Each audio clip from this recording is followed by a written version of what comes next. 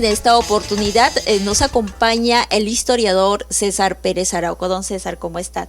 Bien, quiero aprovechar este momento para expresarle mi afecto hacia usted, porque a través de sus publicaciones he podido conocer momentos importantes, históricos, anecdóticos de nuestra tierra, Cerro de Pasco. Yo te agradezco, Cecilia, el hecho de que estés aquí en casa. Bienvenida. Porque me das la oportunidad de poder conversar de cualquier tema referente al Cerro de Pasco, especialmente a la batalla del Cerro de Pasco, que creo yo que es importante a propósito del aniversario de nuestra tierra, de la independencia del Perú. Pero por otro lado hay una serie de hechos que se concatenan para ver la importancia de nuestro pueblo. Yo me estaré muy grato para conversar contigo de esos temas. Y efectivamente, don César, ahora el Perú conmemora un aniversario más de su nacimiento como Estado político libre e independiente. Y es una ocasión propicia para que las actuales generaciones peruanas conozcan de aquellos hechos importantes. Yo creo que es muy conveniente esto, porque cuando se revisa la historia del Perú en general, nos han ignorado olímpicamente. No, por ejemplo, la batalla de Cerro de Pasco es una referencia. Sin embargo, Bartolomé Mitre dice que es la primera batalla más importante que se realiza en territorio peruano por la independencia, el 6 de diciembre de 1820, y la juramentación de la independencia el día siguiente, 7 de diciembre de 1820. Entonces, de ese tema también podemos conversar, Cecilia. Ok, don César. Ahora nos dirigimos hacia el Congreso de la República para seguir hablando, y usted nos tiene que contar una historia que le va a interesar a los peruanos. ¿Me acompaña, por favor, don César? Ya, gracias, Cecilia. Iremos.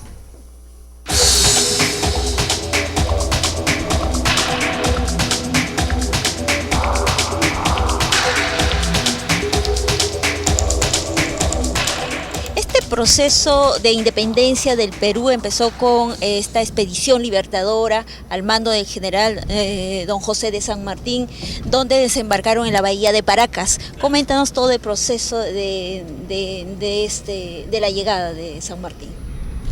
Cuando llega don José de San Martín, la primera medida que toma es nombrar al señor general don Juan Antonio Álvarez y Arenales a fin de que él incursionara en el centro del Perú. ¿Cuál era la misión que llevaba este señor? De que comprendiera, viera el ambiente, conociera el escenario donde podían haber las futuras batallas. Y otro, esto es lo importante, que pudiera enervar a la gente a fin de que todos tuvieran conocimiento, tuvieran necesidad de libertad, que el pueblo se levantara en favor de la independencia. Pero la sorpresa de Arenales fue tremenda cuando encontró que Pasco ya hace mucho tiempo estaba revolucionando. El pueblo de Pasco estaba en pie de lucha, teniendo en cuenta lo siguiente. Don José Barallanos, que es un historiador extraordinario, que ha tenido documentos en la mano, nos dice que la mayor cantidad de españoles residentes que había en el centro del Perú estaban en el Cerro de Pasco, y otro grupo en Huánuco, punto, de la cantidad. Pero la calidad de españoles que había en el Cerro de Pasco era enorme, que tenían gran poder económico, poder social y poder político. No hay que olvidar que teníamos 5 marqueses, ¿no? 2 condes, muchos caballeros, varios hijos de algo. Es decir, era un pueblo que tenía un prestigio extraordinario en ese momento. Y lógicamente esa gente no iba a permitir que en su ambiente, en su ámbito, hubiera movimientos. Pero así las cosas, el pueblo se levantó terriblemente. El Cerro de Pasco entonces en ese momento tuvo una eclosión extraordinaria. La batalla del Cerro de Pasco entonces fue decisiva. Cuando llega Arenales a la villa de Pasco el 5 de diciembre, el cielo se venía abajo, una tormenta terrible. No obstante, salió Arenales a reconocer el terreno donde iba a luchar, porque tenía la idea de que los realistas podían aprovechar todas las cortaduras, etcétera, para atacarlos. Después de hacer el reconocimiento, al día siguiente a las 6 de la mañana estaban en pie, muy bien atendidos por los pasqueños, por la villa de Pasco. Salieron a luchar y llegaron a Uliachín. Los realistas se daban por no enterados, no sabían, es decir, sabían, sino que no le hacían caso, no le tenían importancia al ejército patriota. Tuvo que mandar un cañonazo Arenales para que se levantaran con sus tambores y sus cornetas, como eran las batallas entonces. Se realizó la batalla del Cerro de Pasco en plenas calles de la ciudad.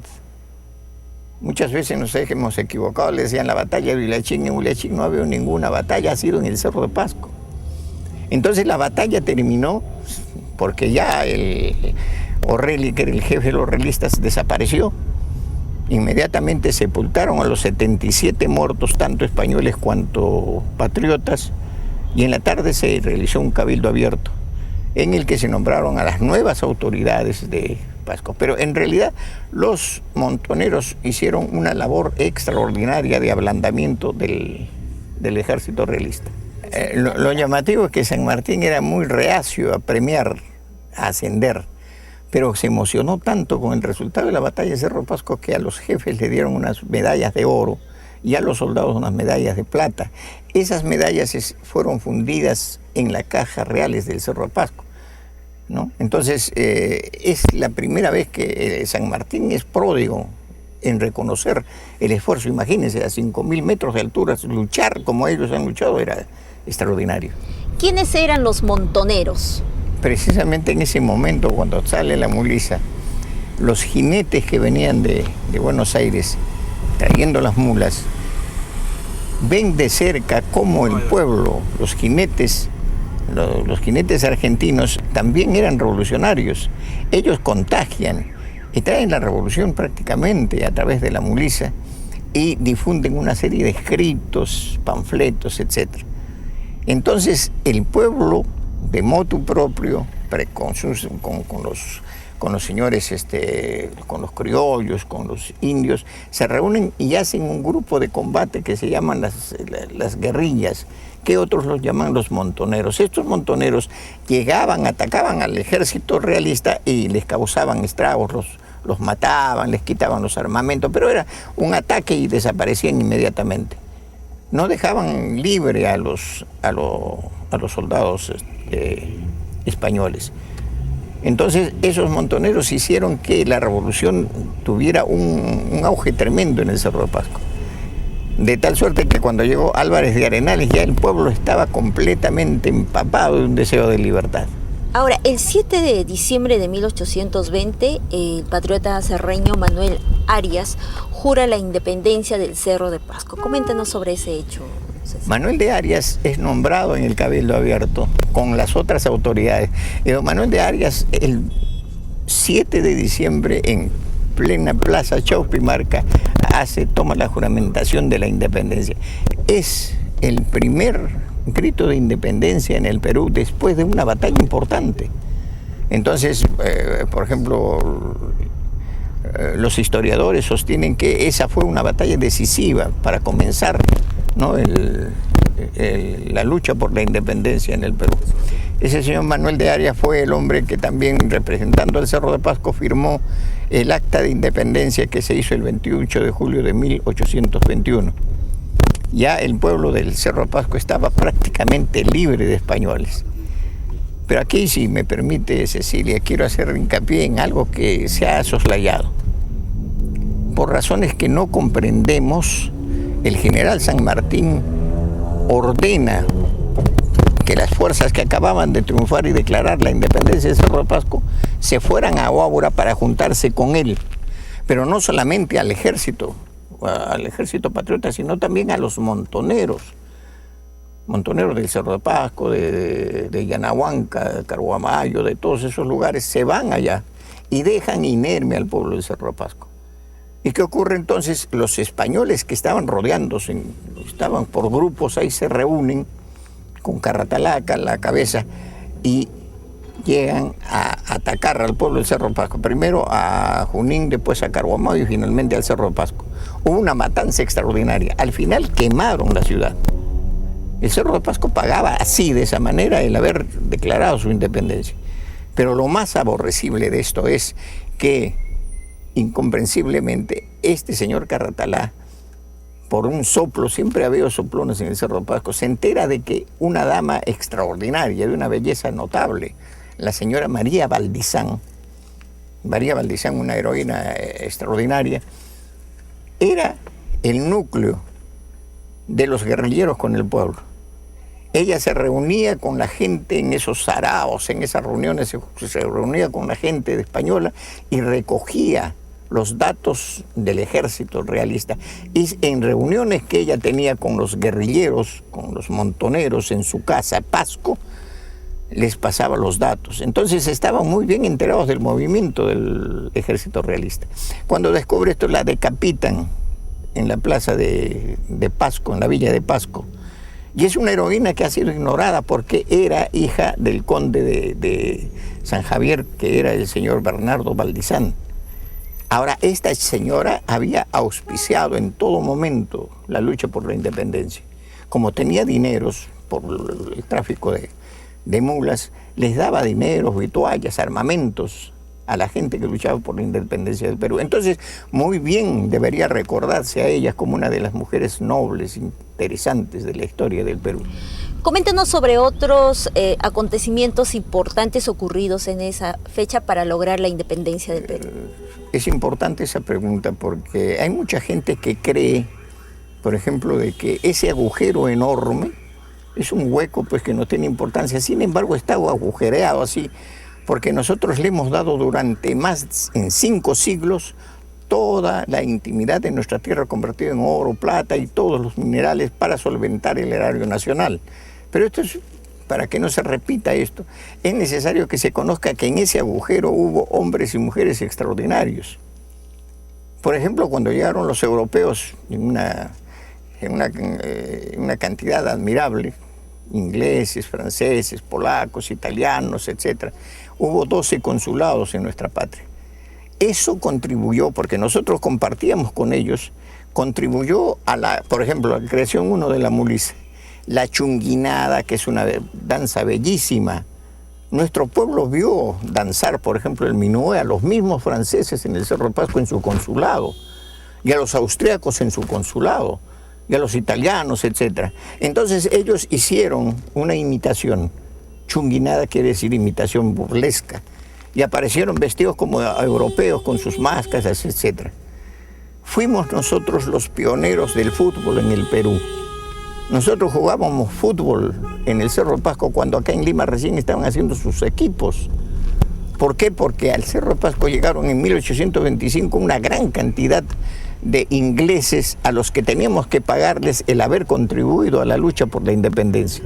La historia es larga, pero yo estoy resumiendo en ese sentido.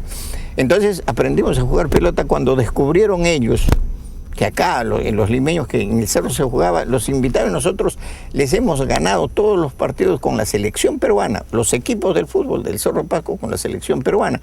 Una sola vez nos ganaron con un penal que solamente el árbitro vio. Y así como esta, por ejemplo, el Pisco Sour. Pisco Sour nace en el Cerro de Pasco el 28 de julio de 1904. El señor Morris, nieto de Víctor Morris, el creador de ese trago, me ha escrito y me dice que todo lo que he dicho es cierto. Tengo una carta que prueba eso. Solamente que como es en el Cerro de Pasco, hay gente que dice, pero en el Cerro de Pasco, ¿cómo puede? Imagínense, hay tal actitud despectiva para nuestro pueblo. Nosotros fuimos los primeros, eso lo pueden comprobar, cuando apareció la Fuerza Aérea, se formó la Fuerza Aérea del Perú, nosotros regalamos los 2 primeros aviones de combate con el propio peculio de nuestro pueblo. Había una liga pro aviación en el Cerro de Pasco. Entonces hicieron kermeses, corrida de toros, zarzuelas. Con ese dinero se compró esos 2 aviones y los regalamos. En el Cerro de Pasco, por ejemplo, en 1887 se hace la primera orquesta sinfónica del Perú, que todavía acá en Lima en 1938 funda la Orquesta Sinfónica. Pero nosotros allá con los maestros austriacos, no hay que olvidarse que Austria es capital de Viena, y Viena era la capital de la música en el mundo. Entonces, hay una serie de consecuciones de nuestro pueblo. Don César, ahora que estamos hablando de acontecimientos ocurridos en el año entre 1820 y 1821, también en el año de 1880, en la batalla de Tacna, también en la participación en Morro de Arica, ahí hubo participación también de un grupo de cerreños, 220 soldados de la columna Pasco. que también muchas historiadores se han olvidado de contar ese acontecimiento y la participación de ellos. El 5 de abril del año de 1879, Chile nos declara la guerra. El pueblo del Cerro de Pasco se entera inmediatamente de esta declaratoria de guerra. ¿Por qué? Porque usted debe saber que el primer telégrafo que se hizo en el Perú comunicaba Lima desde el Cerro San Cristóbal hasta el Cerro de Pasco. Es el primer telégrafo. Entonces nosotros hemos estado modernos con eso. El telégrafo estaba ahí en el Cerro de Pasco. En cuanto nos enteramos de la declaratoria de guerra, el pueblo se puso en pie de guerra. En la tarde se hizo un cabildo abierto, los muchachos se reunieron y se acordó mandar un contingente de soldados para que luchen por nuestra libertad. El 7 de mayo salen los 220 muchachos seleccionados, vestidos, uniformados, con una bolsa de guerra que había reunido el pueblo. En eso jugaron un papel importante las mujeres de nuestro pueblo. Ellos llegaron acá a la ciudad de Lima y después se enfrentaron paseando por todos los desiertos del norte y llegaron a San Francisco, en donde murieron 163, estoy haciendo grandes trancos, en 163 soldados. Después se van, triunfan en Tarapacá, en Tacna y finalmente en Arica. En Arica mueren los 13 últimos de la columna Pasco en derredor de nuestro gran insigne soldado, el coronel Francisco Bolognesi. ¿Cómo sabemos esto? Si ya el ejército había sido, todos estaban muertos. A las 8:15 de la mañana bajan la bandera peruana e izan la chilena. Habían ganado la guerra los chilenos. En ese momento le ponen una tumba, le ponen un ataúd, ahí lo ponen a Francisco Bolognesi, y gracias al informe del Ejército de Chile sabemos que esos 13 serreños, porque ellos detallan qué soldados están ahí, sabemos que son los 13 últimos. Cuando el pueblo del Cerro de Pasco se enteró, lloró como nunca. Lo mejor de nuestra juventud se había ido ahí. Lo que hay que magnificar es algo que no lo dicen pues a propósito. Cuando se declaró la guerra fue la primera provincia que llegó a la ciudad de Lima para ir a las fronteras. Nosotros fuimos a las fronteras a impedir que entren los chilenos. Nosotros no esperamos a que los soldados aparecieran por nuestras paredes, tratando de llevarse nuestros animalitos, nuestras mujercitas, no. Nosotros salimos a pelear con ellos. Y cuando murieron los de la columna Pasco, el pueblo quedó pues completamente anonadado, triste. Pero se repuso, y cuando se enteró de que el ejército de Chile ya estaba desembarcando para ocupar Lima, se hace una segunda columna Pasco ya con ancianos y niños que vienen a luchar a San Juan y Miraflores. Ellos murieron ahí, ellos lucharon ahí, de tal suerte que no, prácticamente en el Cerro de Pasco quedaron solamente mujeres y algunos niñitos. Cuando el 27 de abril de 1881 llegan los chilenos, encuentran pues una ciudad así, sin hombres. Nosotros habíamos dado lo mejor de nuestra juventud en la defensa del orgullo, del prestigio de nuestro país. Eso es lo que significa la columna Pasco. ¿Cómo fue la actuación del coronel José II Roca? Sí. Hay un informe del coronel José II Roca, un argentino, que relata todo al detalle. Es importante leer esta publicación. Y él magnifica cómo han muerto los soldados argentinos, de tal suerte, esto es importante, en 1945 el gobierno argentino designa a los granaderos, un grupo de granaderos llegan al Cerro de Pasco. Y en medio de toque silencio en el aniversario de la batalla del Cerro de Pasco en el 45, recogen los granaderos la tierra del Cerro de Pasco y lo ponen en una urna de cristal. Esa urna de cristal la han llevado al Panteón de los Próceres en Argentina y ahí está. Es la tierra que ellos llevaban porque estaba regada con la sangre de los soldados argentinos. 1945. El mayor Fuliana es el encargado de esa misión. Entonces, con Argentina hemos tenido un nexo enorme, no solamente con los tucumanos comenzamos. Los tucumanos, Tucumán se funda precisamente a unos días más que el Cerro de Pasco.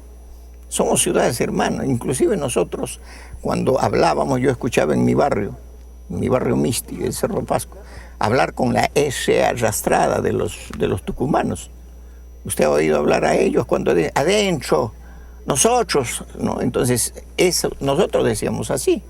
Yo me acuerdo en los chicos de la escuelita decían, Rojas, Rojas, ven, sube al carro rojo, ¿no? ¿Cómo utilizamos? Eso ha sido una muestra del nexo que teníamos con Argentina, además de que hemos tenido insignes cantantes de tango, música criolla, argentina. El Cerro Pasco ha sido un lugar cosmopolita muy interesante, Cecilia.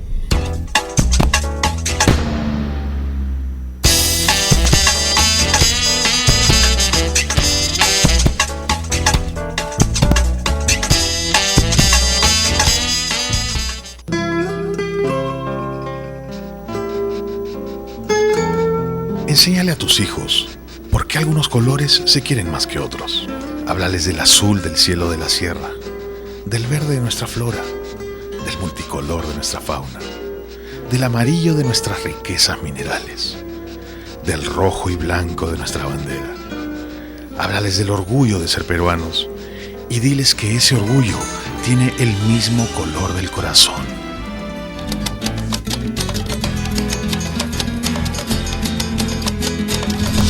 El Congreso abre sus puertas al Perú. Usted está viendo Congreso de la República, Televisión, un canal para todos.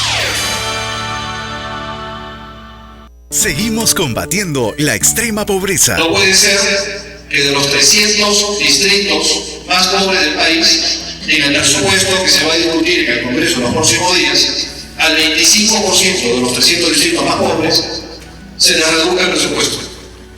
Eso no puede ser. El Congreso de la República aprobó una partida presupuestal adicional para combatir la extrema pobreza de los distritos más necesitados a nivel nacional. Seguimos trabajando por la inclusión social. El Congreso de la República abre sus puertas al Perú. Los peruanos sí nos ponemos de acuerdo. El Congreso de la República aprobó por unanimidad la ley de la consulta previa para buscar un mecanismo que permita a los pueblos indígenas hacer respetar sus derechos. Nuestro país tiene muchas riquezas por explotar, pero su mayor activo es su gente y nuestra diversidad cultural. El Congreso de la República abre sus puertas al Perú. Hoy avanzamos, mejoramos y decidimos abrirles las puertas del Congreso a todos los peruanos para oír de cerca sus preocupaciones y atender debidamente sus demandas, para identificar mejor sus necesidades y así poder representarlos adecuadamente en un Congreso de la República que les abre sus puertas para que construyamos juntos un Perú mejor. El Congreso de la República abre sus puertas al Perú. Usted está viendo Congreso de la República, Televisión, un canal para todos.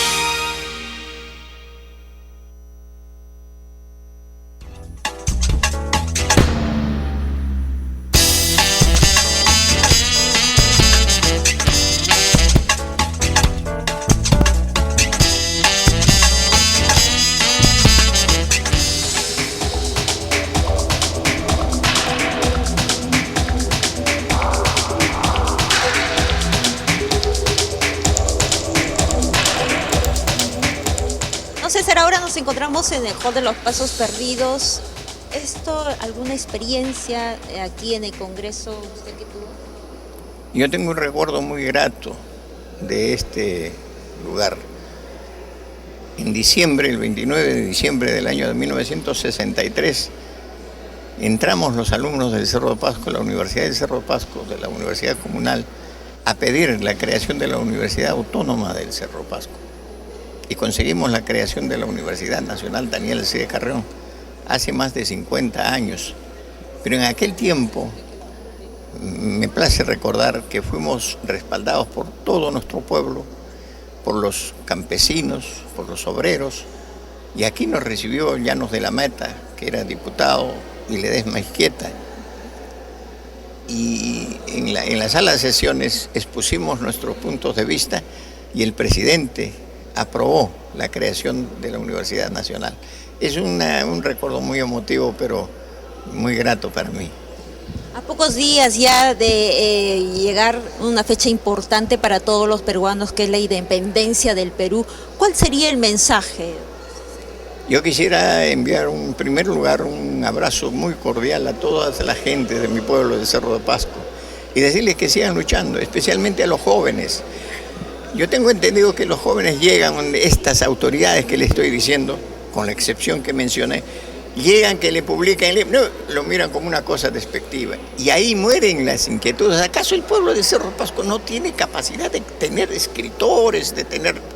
Los pocos que publican no tienen el apoyo que deben tener. Por eso es que en este momento a ellos y a las mujeres maravillosas, a esos niños, entre ellos están mis nietos, hacerles llegar un saludo cordialísimo en este momento de la independencia y tomen conciencia de que nosotros no somos un agujero, nosotros somos fundamentalmente los que hemos dado los mejores momentos de nuestra vida por el progreso del Perú. Eso debe llenarnos de satisfacción, Cecilia. Gracias. Ok, muchas gracias, don César. Lo que yo puedo decir es que me siento muy orgullosa de mi tierra, Cerro de Pasco, porque hubo hombres valerosos que lucharon hasta el final. Y eso me hace y me enaltece mucho de ser una gran serreña. Muchas gracias, don César. Bien, llegamos a la parte final de nuestro programa Espacio Compartido. Hasta la próxima.